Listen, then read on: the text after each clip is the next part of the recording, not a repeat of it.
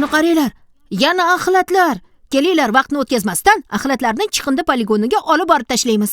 Albatta, undan oldin ularni saralashimiz kerak. Saralab nima qilamiz? Bu chiqindilarni shunchaki chiqindi poligoniga olib borib tashlab yuborib bo'lmaydi. Ularni saralashimiz kerak. Chiqindilarni aralashtirib bir joyga tashlaganda tuproq unumdorligi pasayib, o'simliklar chiriy boshlaydi. Buning sababi turli xil chiqindilar chiriy boshlaganda o'zidan toksinlar ajratadi yoki umuman chirimasdan tuproq unumdorligini pasaytirib yuboradi. Chiqindilarni duch kelgan joyiga tashlash, ko'mish, suvga uloqtirish yoki yoqib yuborish tabiatga katta zarar yetkazadi.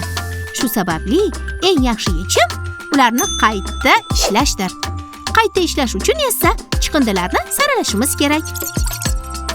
Hozirgi vaqtda axlatlarni qayta ishlash uchun saralashga yordam beradigan maxsus chiqindi idishlari ajratilgan. Biz chiqindilarni tashlayotganimizda ularni turlariga qarab ajratib tashlasak, ularni qayta ishlash mumkin bo'ladi. Masalan, qog'oz, metall va plastik idishlarni bir-biridan ajratilsa, ularni qayta ishlash osonlashadi. Ularni qayta ishlagandan so'ng turli xil kundalik hayotda kerak bo'ladigan buyumlar tayyorlash mumkin. Batareyka, akkumulyator kabi quvvat qurilmalari va boshqa murakkab chiqindilarni qayta ishlash jarayoni esa ancha murakkab bo'lib, xavfli hisoblanadi. Shu sababli ular turli qismlarga ajratilib, keyin qayta ishlanishi kerak. Agar biz chiqindilarni saralamasdan qayta ishlamoqchi bo'lsak, bu ancha qimmatga tushadi va xavfli jarayonga aylanadi. Shu sababli chiqindilarni saralashni o'rganish tabiat uchun ham, mamlakatimiz uchun ham juda foydali bo'ladi. Endi tushundim. Chiqindilarni saralab, keyin chiqindi idishlariga yig'amiz. So'ng bu chiqindi idishlarini maxsus poligonlarga olib boramiz.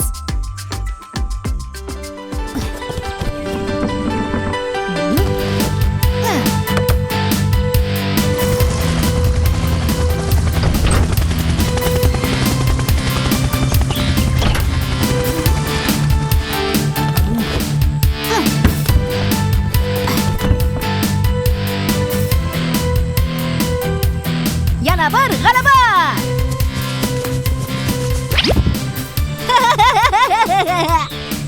Bolalar, bunga qaranglar.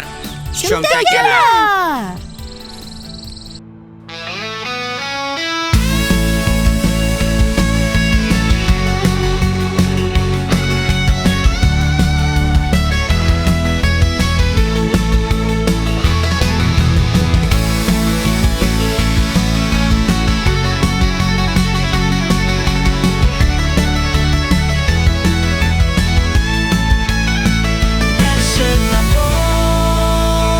Yaşın makon,